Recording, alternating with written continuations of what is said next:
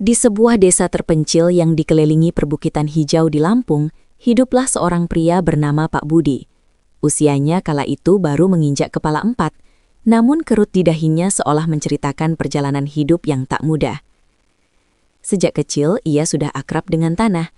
Orang tuanya adalah petani kopi dan lada, namun hasilnya tak pernah cukup untuk mengangkat derajat keluarga dari garis kemiskinan. Pak Budi mewarisi sebidang kecil tanah dari ayahnya, yang sebagian besar ditanami lada tua yang sudah tak produktif. Setiap hari ia bangun sebelum matahari terbit, mengayunkan cangkul, merawat tanaman dengan harapan yang kadang terasa hampa. Istrinya, Ibu Siti, adalah wanita yang sabar dan selalu mendukung. Mereka memiliki 2 orang anak yang masih sekolah dasar dan kebutuhan hidup terus membayangi. Panen lada tahunan selalu saja mengecewakan. Harga jual yang fluktuatif, serangan hama yang tak terduga, dan minimnya pengetahuan tentang budidaya modern membuat hasil panen mereka jauh dari kata memuaskan.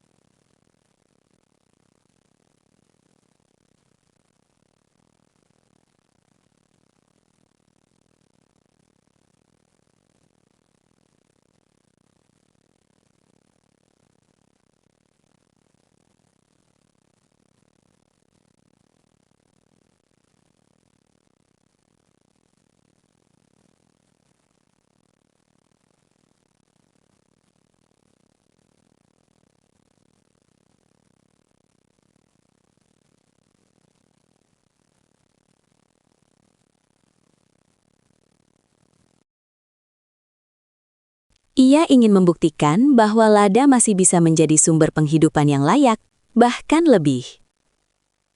Suatu hari, setelah panen yang lagi-lagi merugi, Pak Budi memutuskan untuk mencari ilmu. Ia mendengar kabar tentang seorang penyuluh pertanian dari dinas yang sering mengadakan pelatihan di kecamatan sebelah. Dengan sepeda ontelnya yang reot, ia menempuh perjalanan puluhan kilometer, melewati jalan tanah berbatu dan tanjakan curam. Rasa lelah tak sebanding dengan semangatnya untuk belajar. Di sana, ia bertemu dengan Pak Tarno, seorang penyuluh berpengalaman yang banyak tahu tentang budidaya lada unggul. Pak Budi menyerap setiap informasi seperti spons kering. Ia belajar tentang pemilihan bibit unggul, teknik pemupukan yang benar, cara mengendalikan hama dan penyakit secara organik, hingga pentingnya perawatan pasca panen. Yang paling mengejutkannya adalah konsep lada organik. Selama ini, ia hanya tahu cara konvensional yang mengandalkan pupuk kimia dan pestisida instan, yang ternyata justru merusak kesuburan tanah dan kualitas lada dalam jangka panjang. Pak Tarno menjelaskan bahwa lada organik memiliki nilai jual yang lebih tinggi dan pasar yang lebih stabil, terutama untuk ekspor. Kualitas, Pak Budi, adalah kuncinya. Lada kita harus bisa bersaing di pasar global, kata Pak Tarno, matanya berbinar. Dan yang terpenting, jaga kesuburan tanah. Tanah adalah ibu bagi tanamanmu. Pulang dari pelatihan, kepala Pak Budi penuh dengan ide dan rencana. Ia menceritakan semua yang ia dapat kepada Ibu Siti dengan semangat membara. Ibu Siti mendengarkan dengan seksama, sesekali mengangguk. Tapi Pak, semua itu butuh modal. Kita punya apa? Tanyanya lembut, mengingatkan pada realita keuangan mereka yang serba pas-pasan. Pertanyaan itu menohop Kak Budi. Memang benar, untuk memulai budidaya lada organik secara serius, ia butuh bibit baru, pupuk organik, dan mungkin peralatan sederhana lainnya. Ia hanya punya sedikit tabungan, hasil dari menjual beberapa ekor ayam peliharaan. Namun, tekadnya sudah bulat. Kita mulai dari yang ada, Bu, sedikit demi sedikit. Yang penting, kita punya niat dan mau bekerja keras. Dengan modal seadanya, Pak Budi mulai menerapkan ilmu barunya. Ia membersihkan lahan lada lamanya, memangkas sulur-sulur yang tak produktif, dan mulai menyiapkan media tanam organik dengan mencampur sisa-sisa tanaman, kotoran hewan, dan abu dapur. Proses ini memakan waktu dan tenaga ekstra. Tetangga-tetangga yang melihatnya seringkali menyindir. Mau jadi profesor lada, Budi? Lada begitu-begitu saja hasilnya. Ada juga yang menertawakan, karena ia membuang-buang kotoran sapi yang biasanya hanya dibiarkan menumpuk. Namun, Pak Budi tak gentar. Ia yakin dengan apa yang ia pelajari. Ia mulai menanam beberapa puluh bibit lada varietas unggul yang ia beli dengan sisa uangnya, memilih bibit yang sehat dan kuat. Setiap pagi, ia menyirami tanamannya dengan telaten, memastikan setiap daun mendapatkan sinar matahari yang cukup, dan membersihkan gulma yang mengganggu. Sore hari, setelah seharian di ladang, ia masih menyempatkan diri membaca buku-buku pertanian yang dipinjamnya dari perpustakaan desa, atau sekedar mencatat pengamatannya terhadap pertumbuhan tanamannya. 2 tahun pertama adalah masa-masa penuh ujian. Beberapa bibit mati karena serangan jamur, sebagian lagi gagal tumbuh optimal. Cuaca kadang tak bersahabat, hujan terlalu deras atau kemarau terlalu panjang. Pak Budi harus bekerja lebih keras untuk mengatasi setiap masalah. Ia belajar membuat pestisida alami dari daun mimba dan bawang puting, serta pupuk cair dari air rendaman kotoran kambing. Ibu Siti dan anak-anaknya juga sering membantu di ladang. Meskipun mereka masih kecil, semangat keluarga itu tak pernah padam. "Lihat, Bu, sulur lada ini sudah mulai berbuah," kata Pak Budi suatu pagi, dengan senyum lebar di wajahnya, menunjuk beberapa tandan lada yang mulai menghijau. Senyum itu adalah senyum kelegaan setelah berbulan-bulan penantian dan kerja keras. Ibu Siti ikut tersenyum, ada secercah harapan yang mulai tumbuh di hati mereka, sama seperti tunas-tunas lada baru yang mulai menjalar. Panen pertama dari kebun lada organiknya, meskipun belum melimpah, menunjukkan perbedaan signifikan. Butir-butir lada yang dihasilkan lebih besar, padat, dan aromanya lebih kuat dibandingkan lada konvensional yang pernah ia tanam. Pak Budi dengan cermat memisahkan lada hitam dan lada putih, lalu menjemurnya di bawah sinar matahari dengan standar kebersihan yang tinggi, persis seperti yang diajarkan Pak Tarno. Ia juga membuat rak penjemuran sederhana agar lada tidak langsung bersentuhan dengan tanah. Ketika ia membawa hasil panen perdananya ke pengepul di kota kecamatan, awalnya pengepul itu skeptis. "Lada ya lada saja, Pak Budi, apa bedanya?" kata pengepul itu sambil menimbang. Namun setelah mencicipi dan mencium aromanya, ekspresi pengepul berubah. Ini memang beda, lebih pedas dan aromanya kuat sekali, organik ya." Pengepul itu menawarkan harga yang sedikit lebih tinggi dari harga pasar biasa. Pak Budi merasa sangat gembira. Ini adalah validasi pertama dari usahanya. Uang hasil panen itu tidak banyak, namun cukup untuk membeli lebih banyak bibit unggul dan bahan baku pupuk organik. Pak Budi tidak menghabiskan uangnya untuk keperluan pribadi. Ia berinvestasi kembali. Ia mulai memperluas area tanamnya sedikit demi sedikit, mencabut lada-lada tua yang tak produktif dan menggantinya dengan bibit-bibit baru. Ia juga mulai menanam pohon panjat sebagai tiang hidup untuk lada, seperti pohon gamal atau dadap, yang juga berfungsi menyuburkan tanah. Reputasi Pak Budi sebagai petani lada unik mulai menyebar di desa. Beberapa tetangga yang dulu mencibir, kini mulai penasaran dan datang bertanya. Pak Budi dengan senang hati berbagi ilmu. Ia menjelaskan tentang pentingnya menjaga ekosistem tanah, manfaat pupuk organik, dan cara mengendalikan hama secara alami. Beberapa petani muda mulai tertarik dan mencoba menerapkan metode Pak Budi di lahan mereka sendiri. Dalam beberapa tahun berikutnya, kebun lada Pak Budi semakin berkembang. Hasil panennya terus meningkat baik secara kuantitas maupun kualitas. Ia bahkan mulai berinovasi dengan mengolah lada menjadi produk turunan, seperti lada bubuk murni dan minyak lada esensial dalam skala kecil, yang ia pasarkan langsung ke restoran-restoran lokal dan toko oleh-oleh. Produk-produk ini memberikan nilai tambah yang signifikan.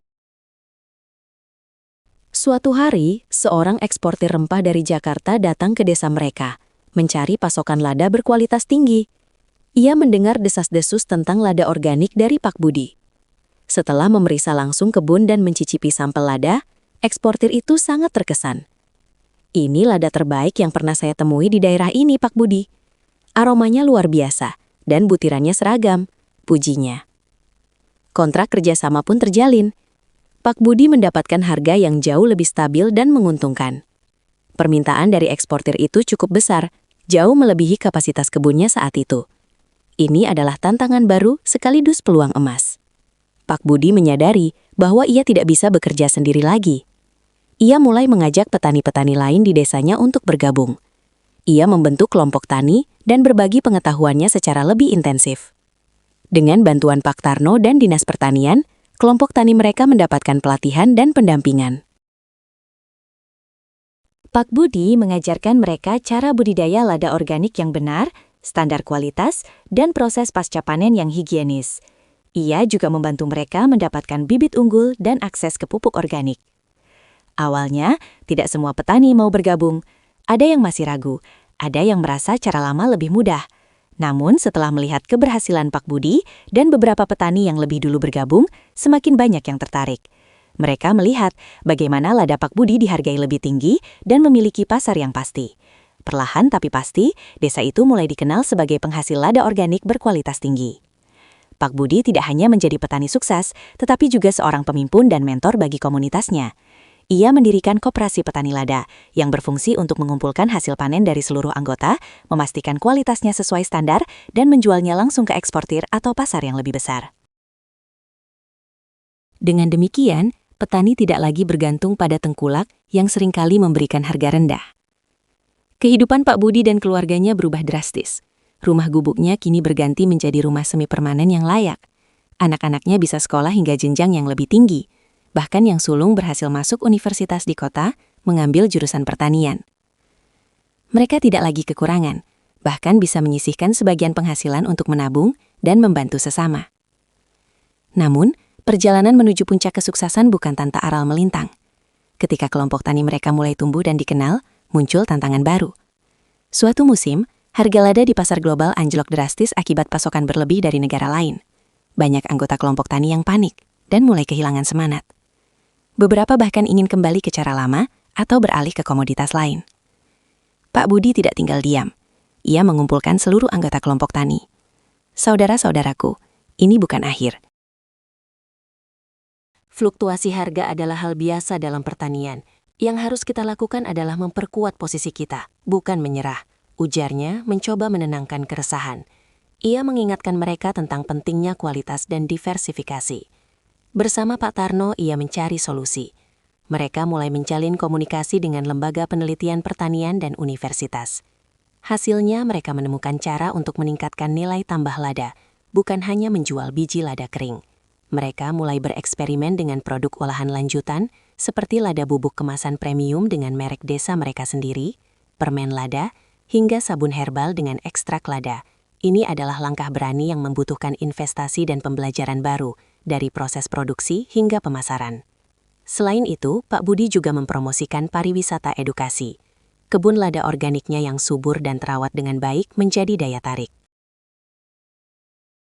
Wisatawan lokal dan asing mulai berdatangan untuk belajar tentang budidaya lada organik, menikmati keindahan alam desa, dan membeli produk-produk lada langsung dari petani. Ini membuka sumber pendapatan baru bagi desa dan memberikan semangat baru bagi petani. Salah satu tantangan terbesar datang ketika musim kemarau panjang melanda. Sumur-sumur desa mengering dan tanaman lada mulai layu. Kepanikan melanda. Pak Budi bersama kelompok tani bekerja keras mencari sumber air alternatif. Mereka bergotong royong membangun embung, penampungan air sederhana, dan sistem irigasi tetes yang efisien, memanfaatkan mata air kecil di perbukitan yang sebelumnya tidak tergarap. Proses ini sangat berat, melibatkan seluruh warga desa dan menguras tenaga serta pikiran. Namun, semangat kebersamaan dan kegigihan mereka berhasil menyelamatkan sebagian besar tanaman lada. Kejadian itu menjadi bukti nyata kekuatan persatuan dan inovasi.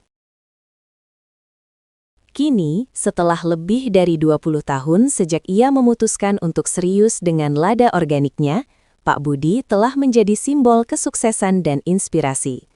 Ia tidak lagi hanya dikenal di desanya, tetapi juga di tingkat nasional, bahkan diakui oleh beberapa organisasi internasional sebagai pelopor pertanian berkelanjutan. Kebun ladanya yang dulu hanya sepetak kecil, kini membentang luas, dikelola dengan sistem yang modern namun tetap mengedepankan prinsip organik. Rumahnya kini menjadi pusat pembelajaran bagi petani-petani dari berbagai daerah yang ingin menimba ilmu. Ia selalu menyambut mereka dengan tangan terbuka, membagikan pengalamannya tanpa pamrih. Kunci utamanya adalah sabar, tekun, dan mau belajar. Jangan pernah berhenti berinovasi, dan yang terpenting, cintai tanahmu. Nasihatnya sering diulang-ulang. Anak sulungnya yang kini telah lulus dan menjadi seorang agronomis kembali ke desa untuk membantu mengembangkan usaha keluarga. Mereka kini sedang merintis program regenerasi petani muda, agar semangat dan ilmu budidaya lada organik tidak terhenti pada generasi Pak Budi saja. Mereka juga sedang menjajaki pasar ekspor yang lebih luas, menargetkan negara-negara di Eropa dan Amerika yang memiliki permintaan tinggi akan rempah organik berkualitas. Pak Budi seringkali duduk di beranda rumahnya yang asri, memandangi hamparan hijau kebun lada yang membentang di bawah sinar matahari sore. Sebuah senyum tipis tersungging di bibirnya. Ia teringat masa-masa sulit, gubuk reotnya, dan kerutan di dahi yang kini terasa lebih ringan. Ia telah membuktikan bahwa dengan tekad kuat, ilmu yang benar, dan kerja keras, sepetak tanah yang diwarisi bisa diubah menjadi ladang emas yang tak hanya menyejahterakan keluarganya, tetapi juga seluruh komunitas. Kisah Pak Budi, sang petani lada sukses, menjadi legenda hidup di desa itu. Sebuah pengingat abadi bahwa kesuksesan sejati adalah buah dari kesabaran, keberanian untuk bermimpi, dan kemauan untuk berbagi.